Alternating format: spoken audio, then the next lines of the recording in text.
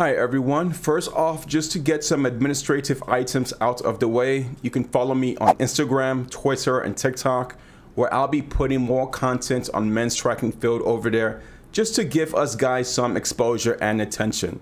You can find the links to our social media accounts in the link tab on YouTube. Now let us jump right into it.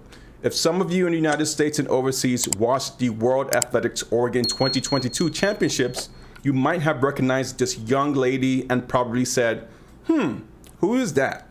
But lucky for me, while I was covering the European Championships this year as well, guess what? She was also there.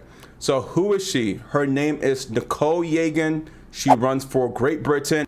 And it is such an incredibly small world because she actually grew up in my hometown and performed in the same high school athletic conference as myself in the United States. She also has ties to the UK as I do, so yeah, small world already. Let me run this clip from our local news station from back home in DC, as they pretty much covered her bio, and like YouTube, I'll provide my commentary after this clip. And shout out to Channel 9, where I'll have links to this in the description as well. Now, Bowie, Maryland native Nicole Yeargin will compete in this year's Summer Olympics as well, but what's even more impressive is how she got to go there. You know, I just wanted to do it to stay in shape. I'll join the track team, I'll do high jump or something, you know, and then I ran a 300 meter and realized how fast I was, and that it definitely took off from there. It was only 5 years ago Nicole Yeargin competed in her first track and field event at Bishop McNamara. Now the Bowie, Maryland native is competing in the Summer Olympics. Have you ever heard of anything like that before?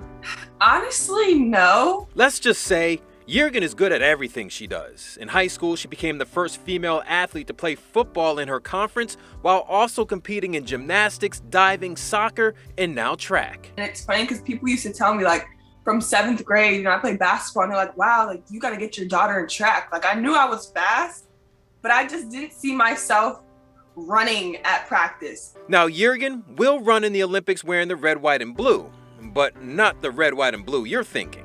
She'll run for Great Britain. My mom is from Scotland, so I have a dual citizenship. I have a British birth certificate, even though I've always lived in the US. So that's my connection. It was kind of my choice whether I wanted to run for Scotland or USA. And my coach at my old school, Kent State, brought it up. He was like, hey, like, what do you think about Scotland? I was like, that would be awesome. You know, I didn't think anything of it. Like, imagine running for a different country. I thought that would be so cool. How does it feel to be at the Olympics and, you know, you live all your life in the United States, but you're running for Scotland, but you also see your competition, which happens to be sort of the people you live alongside with? You know, once I have my Great Britain uniform on, I am cheering for Great Britain. Even though I love, you know, my teammates in the US, you know, that's not my team. You know, there is no friends on game day. There are no friends on game day, and that is absolutely true.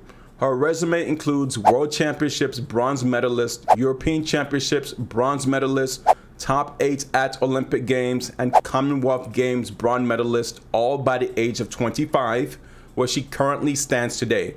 Now, she did start her track career pretty late compared to most athletes in track and field, which was during her senior year in high school, while some, like Abby Steiner, started super early. So these speeds that I will read off to you might not be as spectacular, but for someone who started late in sports, it's fantastic. She's an athletic freak of nature who is very durable at many sports prior to track and field anyway.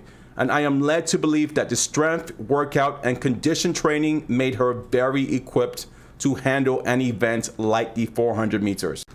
Now, just to read you her career in the last year and a half, in May 2021, Yeargin clocked a personal best in the 400 meters with a time of 51:39 to put her in second place in the British rankings for the season, and she made it a double in terms of Commonwealth Games qualifying time with a 23:18 seconds run in the 200 meters, which takes her to 5th on the Scottish all-time list. And in June 2021, she achieved the Olympic qualifying standard in the women's 400 meters with a new personal best of 50:96 to reach the NCAA final and secured a place in the British team in the delayed 2020 Olympic Games in the British Olympic trials. She went 3rd on the Scottish all-time 400 meter list behind Alison Kirbishley of 50:71 and Lee McConnell of 50:82. But from my understanding, in the 2020 Olympics, she was disqualified, so she failed to hit any opportunity there in the 400-meter final. Then Yeargin reached the semifinals of the 400 meters event at the World Championships this year. And at the 2022 European Championships, she was part of the British 4x400 team that ran the second fastest time ever by a British women's team. Her own split time was 49.7. Now, athletically speaking, if Yeargin was participating among our women athletes in the United States, she would be under tough competition with ladies who can crush or compete for national record times like Sydney McLaughlin, Talitha Diggs, and the channel's favorite Abby Steiner. So it made no sense for me to compare her with the squad at the national level or even down to the collegiate level. And as you guys know me already, why waste your time competing in a crowded field when there are other opportunities elsewhere? So because Yeargin's parents were smart enough and not lazy, and trust me, I know people out there, to secure her with a Scottish residence certificate at birth, which makes her a citizen of the United Kingdom, she's able to help their national track team, which I think is an intelligent business idea and decision, because first, it is not a crowded playing field and she can showcase her talents and abilities within the European circuit. And thus far, she has performed relatively decent over there by placing at least top 5 at events. And my thoughts are, for people who have dual citizenship, and some have more depending on your financial situation, then take advantage of the opportunities. For example, you might find out that you want to retire in a cheaper country or work elsewhere due to political reasons. That is honestly what I call passport fluid, because you can pick up your bag at the door and say peace out, or much more eloquently, sayonara, folks. And if you are a parent with dual citizenship and you have kids, whether you are still married, divorced, separated, whatever circumstances, then consider getting your kids dual citizenship as well. It might work out in your favor someday. You never know. I refer to it as a lottery ticket where most people are not fortunate to acquire. And I am saying all this out of experience. Here is the last clip I wanted to play of Nicole Yeargin at the championships this year, where she was asked about her performance in the 400-meter heat by a Scottish reporter. And shout out to Scottish Athletics, and I'll have links to this interview under Rumble because YouTube hates links. Now, she did not qualify as a finalist, but she did help Great Britain secure a third-place victory in the 4x400. And I like interviews like this because hearing these athletes speak make it much more relatable. So let me go ahead and play that clip right now. I got out really well. It's definitely my best start of ever, for real. I could have pushed a little harder on the end, but I knew it was only the prelims. I had 2 more 400s to run, so I was in good positioning, so I just kind of finished it off. And how has the experience of the World Championships been so far?